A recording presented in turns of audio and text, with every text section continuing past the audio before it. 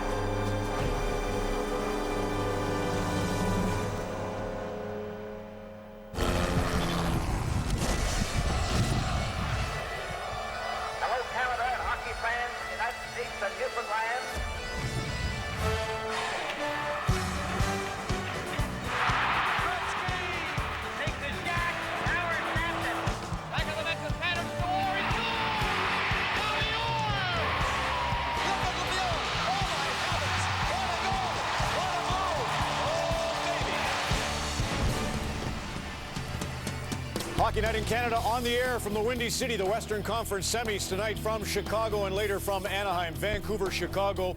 We've beaten to death maybe March the 29th, but it did set the scene for a possible playoff tilt between the teams. First of all, it was a precursor to Dustin Byfuglien, Roberto Luongo. We've seen that. But more to the point, the Twins. All eyes have been on Daniel and Henrik. First it was Adam Burish, and then it was David Bolin in that March 29th game. And you don't think the energy's running through the Sedins after the loss Saturday night. In the warm-up earlier tonight at the United Center, here's Henrik Sedin. And he just wires it over Roberto. He apologizes immediately. Luongo's called out his team to be better, including himself. The Sedins have the eyes on them. The energy of a home crowd. Best of 5 begins tonight. Let's go to Scott Oake and Mark Crawford. Scott. All right, Rommel, Dustin Byfuglien will be on the ice tonight to start for the Chicago Blackhawks. Mark, right now the pests of Chicago, he and Burish and others are having their way. What do Kessler and Burrows do to answer for the Canucks? Well, it's quite simple. They have to take a page out of Chicago's book. They've got to initiate more. They've got to make sure when that play is going on that they're the guys that are getting in the face. They're being too much of the respond to what's happening from the Chicago pass. They've got to change that up tonight. Hey, this game isn't all about Roberto Luongo tonight for the Canucks, but how much of it is? Well, he reminds me of Patrick Roy. Patrick Roy always took responsibility for his own play, but the thing he did great is he demanded the players in front of him play a certain way. They've got to eliminate that double screen in front of them, and they've got to do a better job communicating, and they really have to defend better against those down-low plays that are killing them. All right, to Jim Houston and Craig Simpson in the broadcast booth.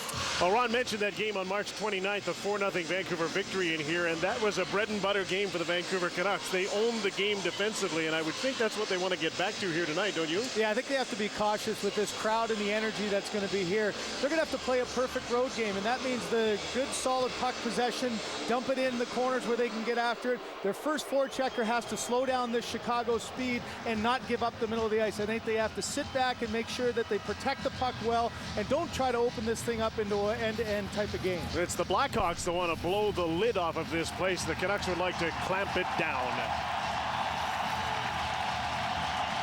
Vancouver gets a boost this evening. Taylor Pyatt's back in uniform. Pavel Dimitra is out. Ossi Vananen will skate for Sami Salo, who is skating and may play in Game 4 of the series. There's other big news. All right, Scott, thank you. Jim had me at Osai. That was quite something. It was a lot like the old Chicago Stadium with about 6,000 more people. Starting goaltenders tonight, as usual, Roberto Luongo is in for Vancouver. He gave up 5 goals in round 1, and he's given up 8 in 2 games of round 2. 5-3, 6-3 games don't really favor Vancouver. After 11 years without a win over Vancouver, Nikolai Khabibulin will try to start a streak the other way. He's given up 7 goals on 47 shots in the 2 games in this series. So now it's a best of 5, and the Blackhawks have home ice advantage. Dave Jackson and Kevin Pollock are the referees tonight. Derek Amell and Pierre Rassic. And the Canucks, who've won twice here this season, will try and snatch home ice back.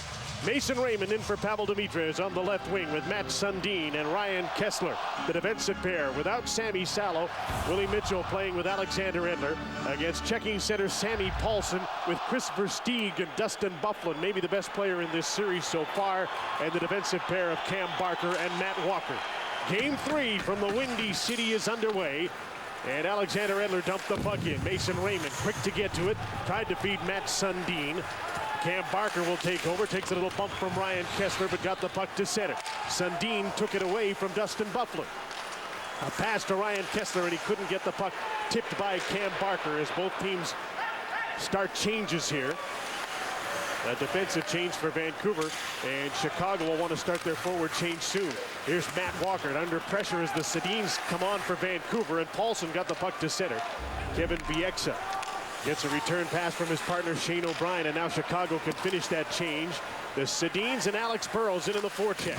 Duncan Keith and Brent Seabrook have played almost every shift against the Sedins, and Keith is out there already, although Seabrook's yet to get on. As Cam Barker clears the puck, he'll get off, and on comes Brent Seabrook. Duncan Keith up the middle, a bouncing puck got away from Marty Havlat, and Roberto Luongo smothers it outside of his crease. And the Canucks serve notice that they want the Blackhawks to stay away from number one. Well, this is where you know Dave Jackson and Kevin Pollock are in a position where they want to establish themselves in this game. All the talk after games 1 and 2 is the fact that everybody going towards the Vancouver net. These turnovers right there, Jim, are what the Vancouver Canucks have to stay away from. That not getting it deep, that opened up that middle seam, but a long pass for Havlat missed, and then the action in front. Don't be surprised if early on here after this warning that the next time it'll be one and gone. And it could be either way. It could be a defender pushing somebody away, as you see Taylor Pyatt back on for the first time for Vancouver in 11 games. He gets in as Pavel Demitra is out. Ozzy Vandenan in for Sammy Salo. Nicholas Hjalmarsson put the puck in as Jonathan Toews tried to fight to the net. He's got Pat Kane and Patrick Sharp with him. Sharp's over in front of the net. Toews, who got stronger in game 2, tries to center. Sharp takes over for Kane in front, and a good stick by Roberto Luongo. Hjalmarsson holds the puck in. This line has been getting better as the series has progressed. Kane can't shoot. Pyatt came right out at him and then cleared the puck to the line, and not quite out. Hjalmarsson was able to hold it in. Here's Matthias Ola. He'll probably have to play a lot more in the absence of Salo. Hjalmarsson held the puck into the shot. Luongo's looking for it. He's down. The puck is still loose. And finally, Roberto Luongo covers up as there's a pile up in his crease. And it looks like somebody's going to be pulled out of this scrum. Yeah, and here's the one penalty, and I think it's going to be the Vancouver Canucks.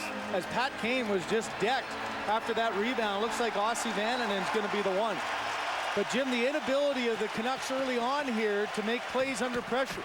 That long dump out doesn't quite reach it as Hjalmarsson keeps it in.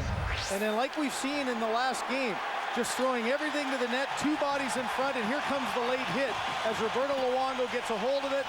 Ozzy Vandenan to the back of Pat Kane.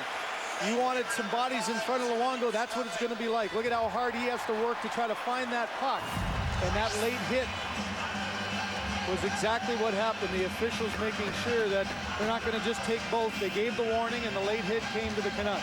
So a poor clearing attempt. A good play by Hjalmarsson leads to a penalty to Vandenan. And the Chicago Blackhawks are on the power play for the first time in this game. They're 2 for 11. Vancouver's penalty killers have been excellent. There's Sammy Paulson. Byfuglien takes up shop in front of the net. Chris Versteeg flying around the outside, gets the puck back to Brian Campbell with Brent Seabrook poised to shoot, but Kesler comes right out at it. Kesler and Burrows, the penalty killers. Off the boards, here's Versteeg with a shot up high, and the puck comes all the way back to Brent Seabrook. Over to Campbell, gets a little help here from Versteeg. Out of the reach of Dustin Byfuglien. Vancouver will get a chance to clear it, but Seabrook held the puck in, and then Burrows couldn't clear it. 2 chances to get it out, and Vancouver couldn't clear. Well, Canucks again to the blue line. Brian Campbell held the puck in. Burrows feverishly trying to get a hold of it. Can't get it by Campbell again. That's 4 times in off the blue line. Seabrook, return pass from Byfuglien. Seabrook shoots, Luongo the save, and the rebound's in the corner for Willie Mitchell, and he clears it.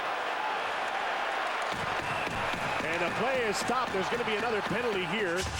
Byfuglien and Willie Mitchell are going at each other.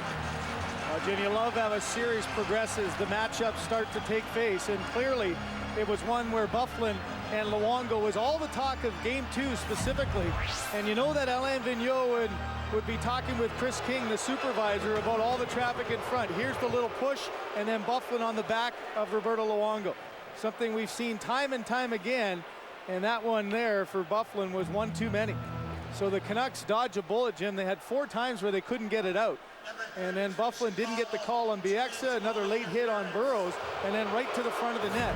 And the crowd reacting to that call there is not a real surprise when you think of what's gone on the last couple of days, that Byfuglien would be called against Luongo. So there's 59 seconds left in the Vananen penalty, and Byfuglien goes off, and they'll play 4-on-4 here.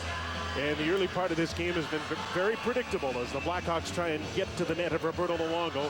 And the Canucks haven't been able to get anything towards Nikolai Khabibulin. Maybe here they won the draw. Edler's shot, Khabibulin the save, and the Sedins try and pounce on the puck. Seabrook cleared it away. This is a challenge for Keith and Seabrook, 4-on-4 with the Sedins on the ice, and Brent Seabrook makes a rink-wide pass to Martin Havlat. He's got Dave Bolin with him, dropped him the puck. Bolin trying to get free to shoot, and the puck got away from him. Into Havlat, to Dave Bolin. Nowhere to shoot, but he patiently hangs on to the puck till Olin twists him around and finally takes it away for Vancouver. That's one where Chicago, maybe on home ice, Jim, trying to be a little too cute. They've had chances where they just throw it to the net instead looking for the perfect pass. Taves got out of the way of a hit from Alexander Edler, but Olin got the puck. 15 seconds until Vancouver goes on its first power play of the game. Canucks are changing, so Edler waits. Taves finally tries to flush him out from behind the net. Kevin Bieksa takes over. There's a pass to Matt Sundin. Vananen's out of the penalty box. Kessler has the puck. Vancouver's on the power play. Kessler hangs on against Jarmelson, lost him, then played the puck to Kevin Bieksa. On the other side, here's Burrows with a shot. 2 Hawks drop down to block that. Canucks still get the puck. Here's Matt Sundin, stopped by Khabibulin. Kessler trying to get a hold of the puck. Alex Burrows is playing the left point in the power play where Sammy Salo would normally be. Up front, it's Wellwood, Kessler, and Sundin. Burrows puts the puck to the side of the net. Kessler's in front from behind. Sundin centering pass. That's cleared away to the blue line, but not quite out. Burrows hustled to keep it in. Outside Chicago's 4-man box. Kessler moves into the slot. Kyle Wellwood. Back to Matt Sundin, watched by Patrick Sharp and Burish. The forwards killing the penalty. Bieksa. Burrows has Kessler in the slot. Chased down to the goal line, and he passed the puck into the slot and gave it away to Sharp, who cleared it. That's where you really do miss Sammy Salo and his ability to get the one-timer on that left point, and then forced to have a defenseman back on the blue, or forward back on the blue line, rather. Byfuglien is back on. The teams are 5-on-5 again, almost 5 minutes into the game. The shots 4-1 Chicago. Here they come again. Ben Eagers really made a statement in this series. He tried to get to the net, and O'Brien wouldn't let him. And that's the kind of play Vancouver needs, keeping that speedy Chicago forward to the outside. Eager had no chance to cut to the net. Here's Seabrook back after the puck against Daniel Sedin, and that's an icing call against Vancouver, and icing cost them a couple of goals on Saturday. Well, Jim, the Canucks have survived fairly well. You think of the early penalty, they had a few giveaways that didn't cost them. Now they got on a power play and got settled in, but you think of penalty killing, and it's all about sacrifice. And the positioning by Sundin, he wants that puck, he gets it after the block, takes it hard to the net, and Khabibulin able to keep his ground. So not a bad start. When you think about all the excitement in this building, you just want to settle yourself down, not let the emotions and the energy get the best of you early. Canucks win the draw after the icing call and get the puck to center. Here's Henrik Sedin. Bernier coming with him, a long shot. Whistles just wide of the net as the Canucks now try and complete a change after they had an icing call. Shane O'Brien paired now with Willie Mitchell. It's likely that Vananen in for Salo won't play an awful lot, and the other 5 defensemen will play in all sorts of different pairings. Racing onto the puck is Ryan Johnson. To the net, tipped wide by Darcy Hordichuk. Third member of this Vancouver fourth line is Rick Rippon. Out against Taves, Kane, and Sharp, and Rippon has the puck. And Johnson out front, but he stays along the board, cycles back for Hordichuk. That's broken up by Jonathan Taves, and Brian Campbell has the puck for the Hawks. Campbell was much better in game 2 than he was in game 1. Played the puck to Jarmelson, turned over. Hordichuk couldn't quite center it. Just about a costly mistake for Chicago against Vancouver's fourth line. Yeah, good reaction by Jarmelson there to anticipate that pass, got his stick down and took away the lane.